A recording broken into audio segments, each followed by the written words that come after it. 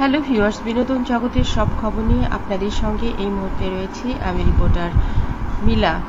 Superstar Shakib Khan তার ব্যক্তি জীবন এবং ভক্তদের উদ্দেশ্যে একটি ছোট্ট গল্প বললেন। চলুন জানা যাক গল্পটি তার মুখ থেকেই। Thank you. আমার আসলে কিন্তু আজকে আপনি দেখছেন যে আমার এই 25 বছর কিন্তু ঈদ ছাড়াই সারা বছরই সিনেমা রিলিজ হয়েছে। কিছু কিছু মানুষ দেখবেন যে আপনার আমাদের একটা গল্প আছে, তাহলে ছেলে তো পড়াশোনায় ভালো, বলে যে পড়াশোনায় ভালো হলে পাশ করবে না, এবার পাশও করেছে, এবার বলে যে পাশ করেছে চাকরি পাবে না, বলে চাকরিও পেয়েছে, চাকরি পাবে বেতন পাবে না, তবে বেতনই তো বেতনও পেয়েছে, সবকিছুই তো ভালো, শেষমেশ বলে যায় বেশি ভালো ভালো না।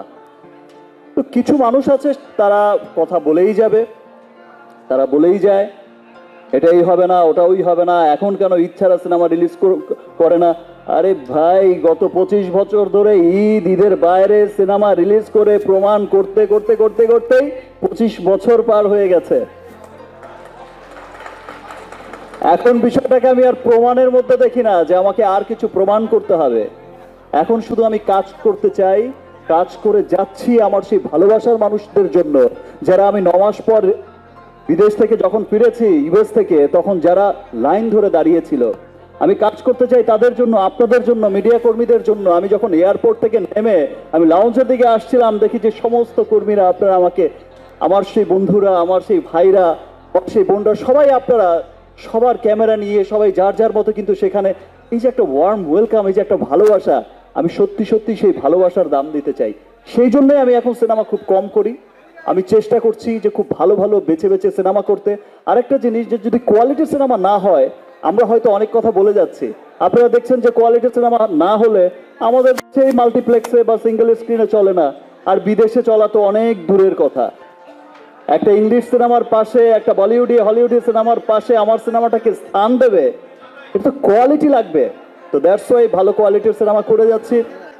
ইচ্ছারাও সামনে ছবি রিলিজ হচ্ছে, আগামীতে দরদ রিলিজ হচ্ছে, সেটা ইচ্ছারা আছে।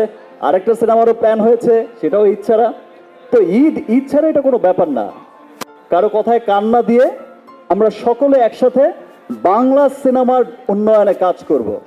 যারা ভুলভাল কথা বলে, বাংলা সিনেমাকে পিছিয়ে রাখতে চায়, এই দোষ ওই দোষ এই দোষ, শুধু দোষের মধ্যেই ফেলে রাখতে চায়, তারা আসলে গুণটাকে না দেখে না, তারা গুণটাকে ঢেকেই, বিকজ তারা হচ্ছে বেগুন, তাদের নিজেদেরই কোনো গুণ নেই। সো কোনো বেগুনের কথা না শুনে ভালো বাংলা সিনেমার সাথে থাকুন, যে কারো ভালো বাংলা সিনেমাকে সাপোর্ট করুন, সেটা আমার হোক আর যারই হোক। প্রিয় বন্ধুরা, আপনাদের কাছে সুপারস্টার শাকিব খানের কথাগুলো কেমন লেগেছে অবশ্যই কমেন্ট করতে ভুলবেন না। আর ভবিষ্যতে শাকিব খানের কাছ থেকে আর আপনারা কি ধরনের মুভি আশা করেন সেটা অবশ্যই কমেন্ট করবেন। আমার চ্যানেলটি যারা ইতিপূর্বে সাবস্ক্রাইব করেছেন তাদেরকে অনেক ধন্যবাদ। যারা এখনো করেননি, সব খবর সবার আগে পেতে সাবস্ক্রাইব করে বেল আইকনে ক্লিক করলেই আপনাদের কাছে পৌঁছে যাবে বিনোদন জগতের সব খবর সবার আগে। ভালো থাকবেন, ভালো রাখবেন প্রিয়জনকে। ধন্যবাদ আবারও।